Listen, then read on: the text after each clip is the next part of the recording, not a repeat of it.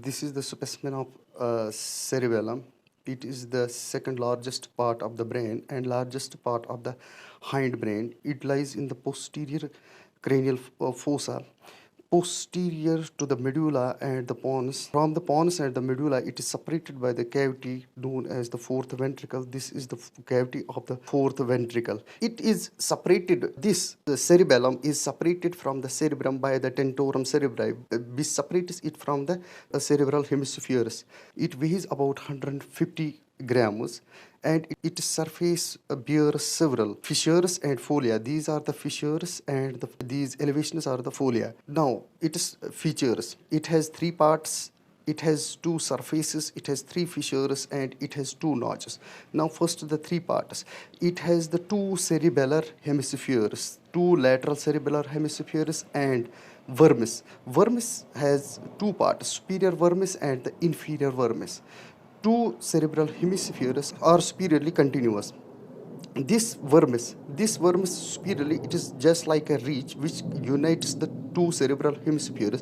Inferiorly, this inferior vermis demarcates the two cerebral hemispheres and forms the floor of the vallicula. This depression is known as the vallicula, and on the either side of this vermis, there is a space between the cerebral hemisphere and the vermis is known as the sulcus vallicula. This is the sulcus vallicula on either side. Now it has three fissures. The anterior fissure, which is known as the fissura primae, this is the anterior fissure which lies on the superior surface, and the transverse fissure which lies on the lateral and the posterior surface. This is the transverse fissure.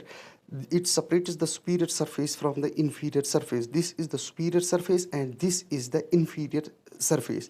And the posterolateral fissure, this is the posterolateral fissure. It is the fissure between the posterior lobe and the follicular nodular lobe. This is the follicular nodular lobe, this one, and this is the posterolateral fissure.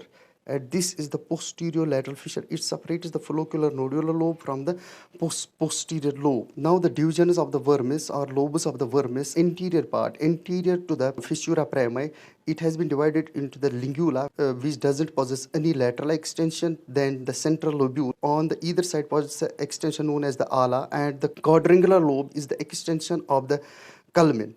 Now, the diclyoid has the lateral extension known as the symplecus lobule. The folium has the superior semilunar lobule, and tuber has the inferior semilunar lobule. After the tuber, there is another division known as the pyramid. The pyramid has the lateral extension known as the biventricular lobule. Uvula has the lateral extension known as the tonsil.